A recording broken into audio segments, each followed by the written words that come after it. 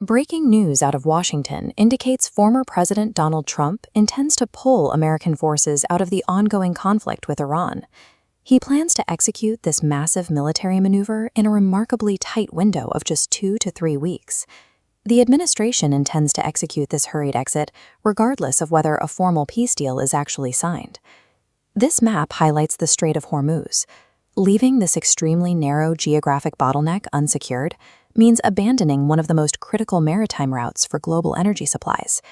Adding to the uncertainty, this directive directly contradicts recent statements that threatened severe military escalation, leaving military planners scrambling to interpret the actual policy. Pulling troops out this quickly without a stabilized agreement creates an immediate power vacuum in a highly volatile region. To understand what leaving means, we have to look at what the United States currently does there. For decades, the U.S. has acted as the ultimate security guarantor across the Middle East. That commitment requires a massive physical footprint. U.S. forces operate out of an extensive network of permanent military bases, deeply embedded within allied Arab nations. These bases serve as a daily deterrent. They provide a security umbrella designed to keep regional adversaries from launching direct attacks on American allies. Packing up these bases actively dismantles the structural foundation that keeps the Middle East from fracturing into open warfare. The moment that umbrella folds, America's regional partners are suddenly left exposed.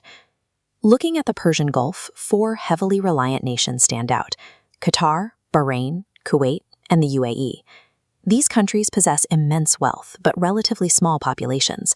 For decades, they have built their defense strategies around hosting the American military installations appearing here. The threat to these nations is active. Recent years have seen a series of targeted drone and missile strikes, severely damaging energy infrastructure and commercial shipping right in their immediate waters. Without American ships and aircraft actively patrolling the region, these economically vital nations lose their primary shield against foreign aggression. Across the water, Iran interprets an American retreat as a clear strategic victory.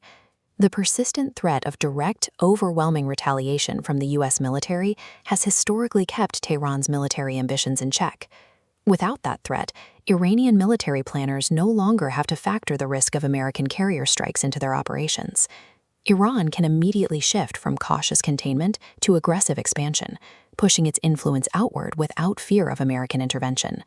This squarely increases the pressure on those vulnerable Gulf states, forcing them to navigate a newly aggressive neighbor entirely on their own. Exiting the conflict without a resolution effectively hands Iran the dominant regional position it has sought for decades, but could never secure while U.S. forces stood in the way. The biggest beneficiary of this vacuum watches from thousands of miles away in Beijing. China has spent years cultivating a very different kind of presence in the region, one that relies entirely on diplomacy and trade rather than military force.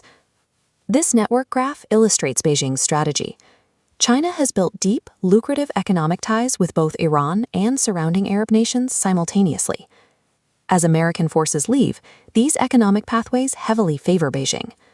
China's financial leverage expands to fill the space left behind by U.S. power.